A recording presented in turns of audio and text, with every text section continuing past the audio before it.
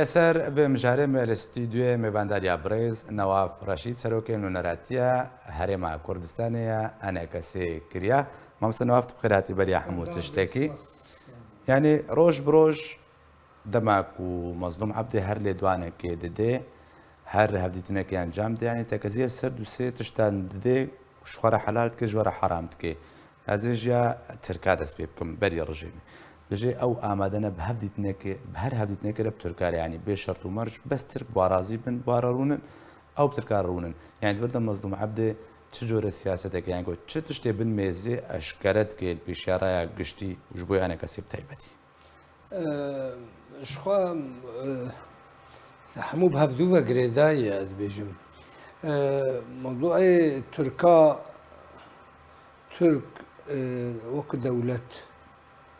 وك دولة جيراني كردستان روج آوا بدريجايا زيادة 800 كيلومتر قالك علاقة ما بهف خوش بيل سرقو نوزده ولاياتي كردي لكردستان باكرن لسرقو قالك كي شيء ذنابرا كردي تركي ودولة تركيا دهنن فيا قتنا إيشي ما مخابن مظلوم كوباني إيجو إيرو فيد بيجي بنافكي دي روجاقو تسليم واستلام هندوري كردستان سوريا ده نابرا PKK و نابرا رژیم ده چه بویه اف برادر برپرس بو برپرسیار بو بناو کی دی هندوری قامش لو ده اویک وقتی دجاتیا دولتا ترکیه دکرین رسم و صورت و آل ترکیه دشوتان دن دجاتیا ترکیه بدلالتا PKK دجاتیا ترکیه دکرین اشخوا گرک اویاد رجع اولی ده بابا مبگوتا اما امو کرد سوری ام وقت جيران تعاملي بكن جبرقو حمو برنامج تفكير سياسي كردي ده هر بارچاك برپرسيارياوية جبو كيشك هبي تشتك هبي نبراوي ورجيما جو آنها بويد الصلاة دوي بارچي ده بس اوان خوكر محامي دبر آنها بجاز آماده وي چبكي وي هري چبكي او تركيا بيجي من ما عفرين وسريكانيه وجريس سبيدا غير كريا از هاتما كتمه ده از شاوتكم دفرن ديجي انا من تهديد وقفيده دي بيجبر PKK خوزيج رجع اول ده بقوت از نا PKK نا حوجي في قاس مثلا هاني بو وقتها دولتها تركيا تشتك بكره وباجي إداني وباجي وهالوسطاوي لوازم اب هالوستان هاكو داي كود بجي ام نبكا كرن يعني حتى تشراديك جه باوري يعني بس ما قوتنا كد هبتنا ده نب چنن نبكا كيري نبكا كيري حرو بكا كيري روجانا دبن آلي PKK ودبن صورت ودروش من PKK وصورت عبد الله اوجلان ده وخوابشندان كده حمود دفري خرديدوني وقتي جو اوي گوتیه جوان شورشگر ادانه کر دولتا ترکی و کشتنا شهید کرنا هناك اندام جوان شورشگر ادانه کر برگو در کتبون خوابشندان و جواتا ذكرن بن على PKK ده ند بن على PYD ده ند بن على تفكير سياسي كردي سوري ده باش زبيم سر پیوندیا و ورجه مع اسد مستناف چندین جار تکاز دکه و نهاج بجاری باشکره بجه تجاران پیوندیا ما برجه مع صدر نهات یا برين او تخازن ديالوك برجه مع صدر بكن لد يا رجه مع صد يعني برسباي اشكريا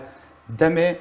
انجو او عمليه استلام وتسليم دما كود دس بكاش رجه هذا كرن دمي هاتيك ويدي هو نفس فقرين يعني هم مظلوم عبد بازرگاني سرچت كركفتنك هاتيك كرن وبيوندي هاتيك ام ذكرن سلاتي كرن يعني بتخازن چب دست بخي اركك بوبجي جروب داري هات يعني ورايا شي تشت شي تمام اما تشتكينا شكلنا اغو او دبيجي وجبو بروباغندا اغو از زانم وخلق حموجي زانن تسليم واستلام وعقود هنن نوزده مها هفتا 2012 تسليم واستلام چبويا ايرو روج افريج جماهاني خد بيني جو خرطه وكويجي قوتيا د مقابله خده خد بيني خرطه خود بینێ دەولەتی زلهێز ژێرە ئەرێکردە خود بینێ و دەولەتی عربی دخوازن وێ تەسویق بکەن جارەکەدی دەبێژێ ئەو شتێ تەسلیمی تەکرین مڤەگەڕینە ئەو شتێ تەسلیمی تەکرین مڤەگەڕینە ئیرۆ ڕۆژ مەزلوم و ئێگۆ مەزلوم رە دبێژن هەما قەسەدێ بەس قەسەدێ هون ببن تەفلی خوا بکن اعتراف قەسەدێ بێ وەک قەوەتەک لەشکەری و اعتراف vê îdarê bibe. Tiştekî Kurdî nabêjê. Hiqûqê Kurda tune têde. Tiştek tune ev îdara hanê hetanî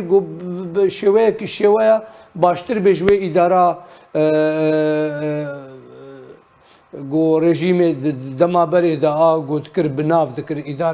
îdaratê mihellî wek wê bê bes hema etirafek pê bibe û şerêkatiya wa bibe ne bi navê Kurdî. Ne bi navê Kurdî bi navê qesed û bi navê vê îdara wanê xweserî. باشە ئەمە مستەناو نابە گوتنی خۆدا دوێ دەبێژێ لە هەفکردنێک نابەرا ڕۆژهەڵات و ڕۆژاوای جەمی خەراتی دۆرێکردن سەرپەرشتیان ناودەوڵەتی دووردا مەبەستای لە هەفکردن دیسە ڕۆژێ ماسەدرایان گروپێن چەکدارڕێک و ڕۆژانە هەبوو ئارماش کرد بردە نەزەرالدایە پێک مەبەستاوێ چ بێ نە بەرژەوەندی کوردیتیە تێدا تنە ji ber got devera Kurdistana Sûriya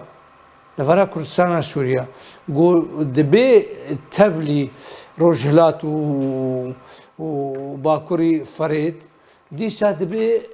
eqelî dibe Sûriyek biçûçik û di nav de Kurd nikarin tu qizinca dikin dibin êkêmtirîn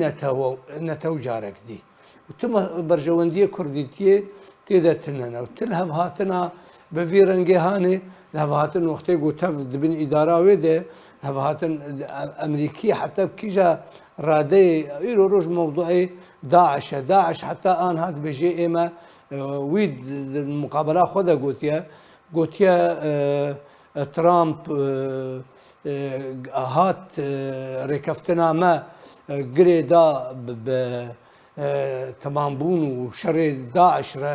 گرێدان لێبەلێ ئۆباما بهەڤرە مە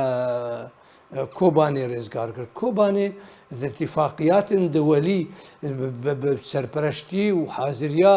جەنابێ سەرۆک بەرزانی و یەک ji ئەنجامê اتفاقیە ڕێکەفتنا دهۆکێ بوو وەختێ پێشمەرگە سینۆرê سێ دەولەتا دەرباز کردن چۆن کۆبانێ ڕێزگار کردن ئەوەی وەختێ سەرۆک بخوا تێکلی و دانوستاندن و ڕێکەفتن کرد و ئەمریکیارە و بریتانیارە حتا کاری بە شتێکی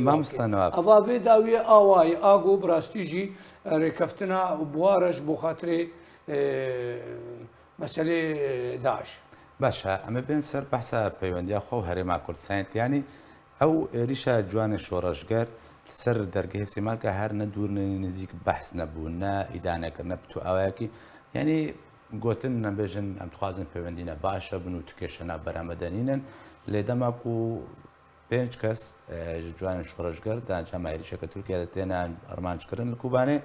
دەتێنە کوشتن ئیدانە لێ دەتێکردن و بە ئەشکرە لێ ئیدانە عێریشەکە سەر سنوورێکی هەرێما کوردستانی و بوو سەدەما داخستنە سنوور ناکێت وردا چنامە بۆوە بۆ ئەمریکا وەکانە کەسی و بۆ ئەمریکا و بۆ هەرێما کوردستانیشی ئێمە نامە بەگەلک جارە دووبارە کردە و ئەس دبێژم شخوا وەک مەزلوم کۆبانێ ئێمە ئەس دبینم یەک شت دوایی یان خوا gelek meselê wiha ez karim zêdetir jî bibêjim di gelek mesela de mayî bêdeng maye bes tiştê got PKK dibe teref têde dibe alî têde wî çexê helwesta wî seraser destpêka wê de heta dawî aliyê PKK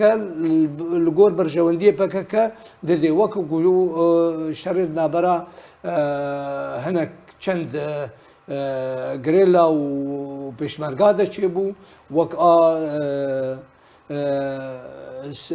پێشابورێ و غەیری وێنا ئێ من ئەز هەر وەختی دەبێژم یەکش دەدوایە یا مەزلوم کۆبانێ مختەنە ئەبڤی کارێ گۆ دەبێ و پەکەکە چی شتێ پەکەکە دکێ و بریارێ پەکەکە دکن و ئەفقا ساز دیێوانێک و سەرێ سەدی هەفتێ و هەشتێ نەدبن کۆنتترۆلا ئیدارێ دێ و نەدبن کۆنتترۆلا ئەسایشێ مەزلوم دێ مختەنع و پێوە یان ژی نکار باش گەلک سپاس ژبووی مامۆستا نەواف ڕەشید سەرۆکەی نوێنەراتی هەرێما کوردستانê ya Encûmena Niştmeniya Kurd li Sûriyê ku tu min re bûyî gelek spas.